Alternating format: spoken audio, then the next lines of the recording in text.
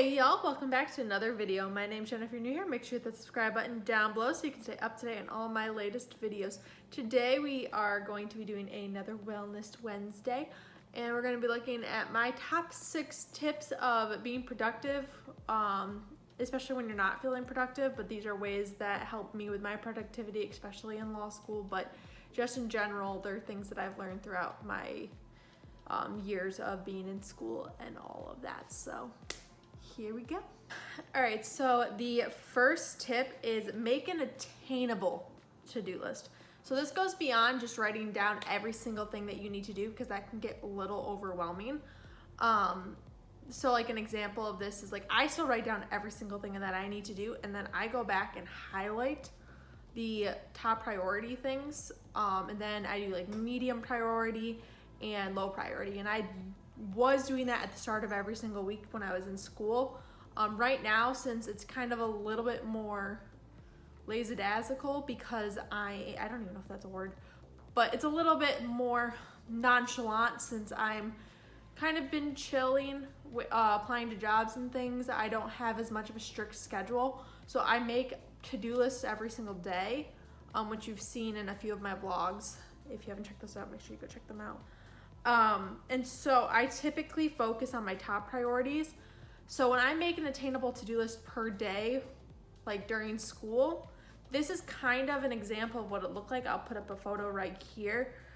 So as you notice, like I will have 3 to 4 boxes at the top that are my definites, that are top priority, that need to get done. So those are ones that might be due by the end of the week. They may be due that day. They may be due like in the upcoming days. Those are things that need to get done ASAP.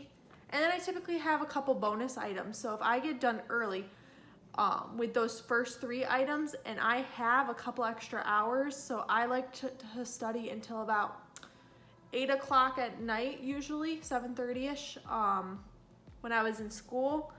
So if I got to around like 4 o'clock and I was done with my top priority things, those bonus items were things that I wanted, like I did if I had the time and the energy to do them. But it wasn't upsetting if I didn't get to them, because sometimes I would when I used to make to-do lists, I would overdo it with my to-do list. I would make them I would put like 6 things to do in a day, and then I wouldn't reach the last 2 or 3. And then I would get very discouraged and be very hard on myself, because I'm a little bit more of a perfectionist. And it wasn't very good for my mental health. So something that I realized is by breaking it down into the 3 top priorities and 3 definites that need to get done that day, and then the 3 bonus items of like the extra like sprinkled on top, that helped me with my mental health, and it also helped with my productivity in general. It wasn't like oh, I have so much more to do. It's like, oh, I only have to do these 3 things, and then I get to do the rest if I get there. Like it's not a big deal. So my second one is make a plan for the week, whether it be on your phone, on your laptop, if it's on your actual laptop's computer, if it's in Google Drive, if it's on a hard copy planner. I prefer using a planner. That's what helped me the most. I need to handwrite things down.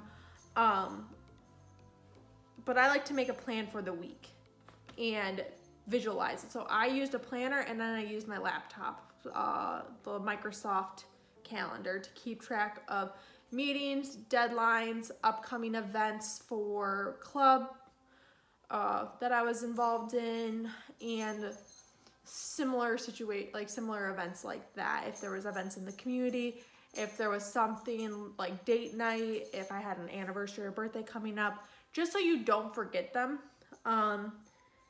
And I always made sure I knew what was coming that week and the week ahead.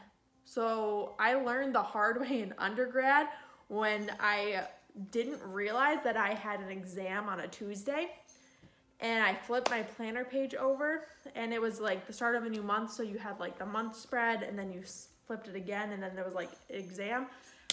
I had one of the hardest exams in one of my hardest classes that I typically like to study for like at least 2 weeks in advance.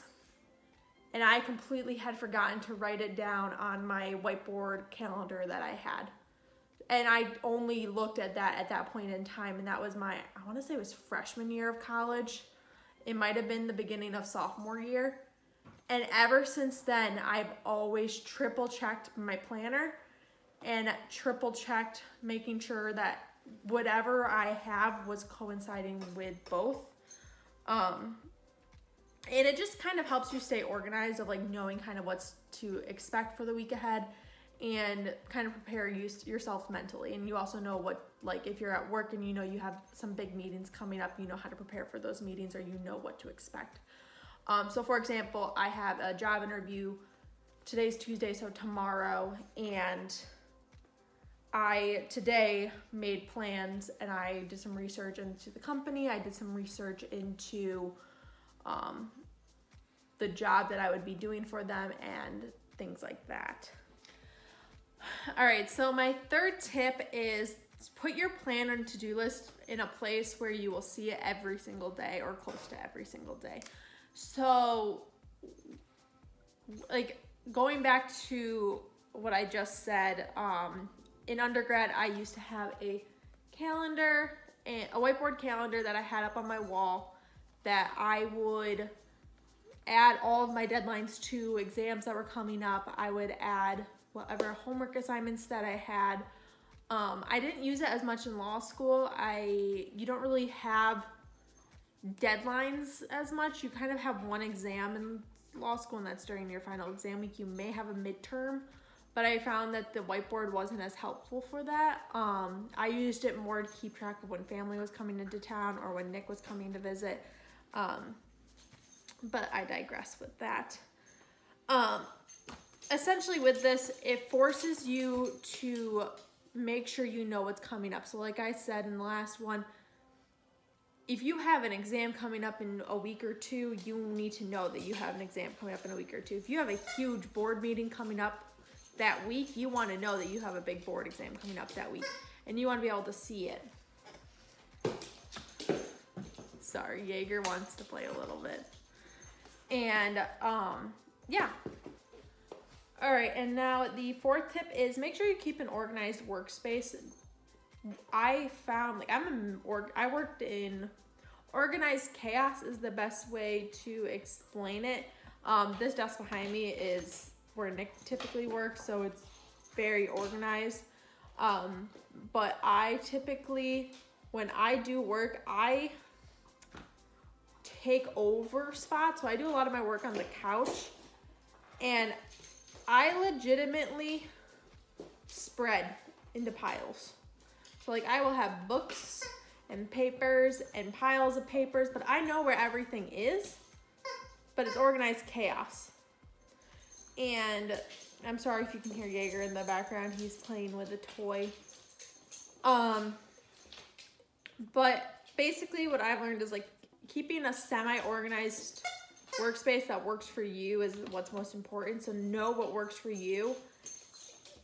But I realized also having a more organized workspace rather than more chaos has helped me stay productive, because I don't waste time looking for random items, and I don't get distracted by looking for random items, which I get distracted very easily looking for random items.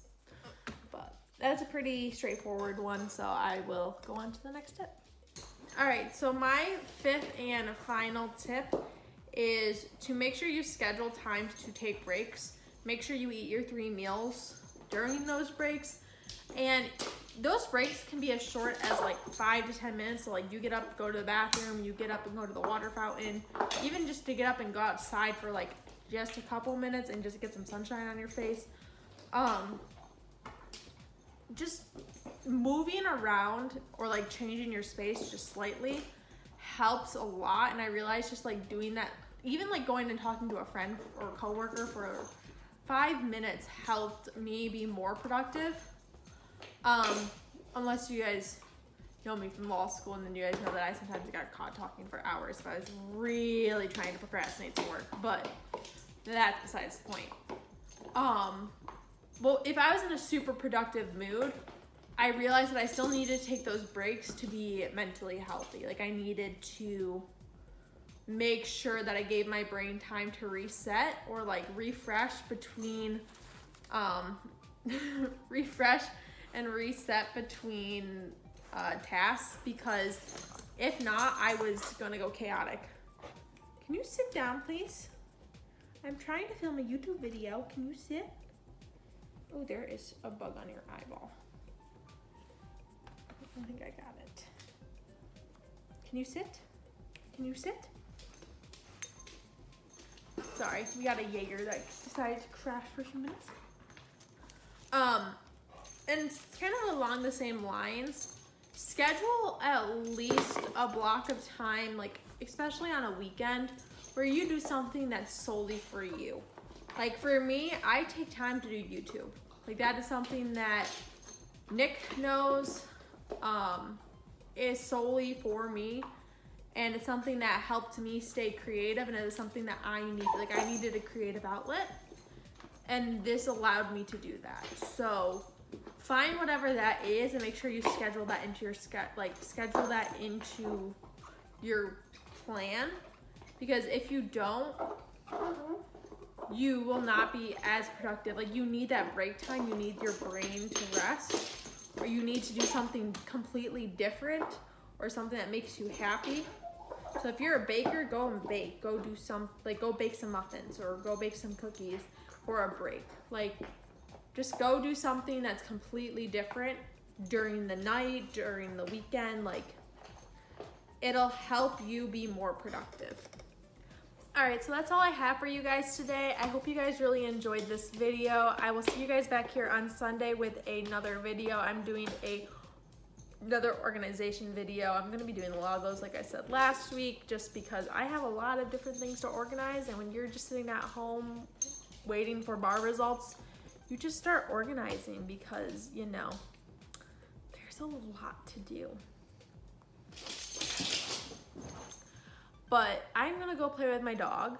I will see you guys back here next week, like I said, and make sure you follow me on Instagram at MissJennaChristine_ or on Facebook at MissJennaChristine.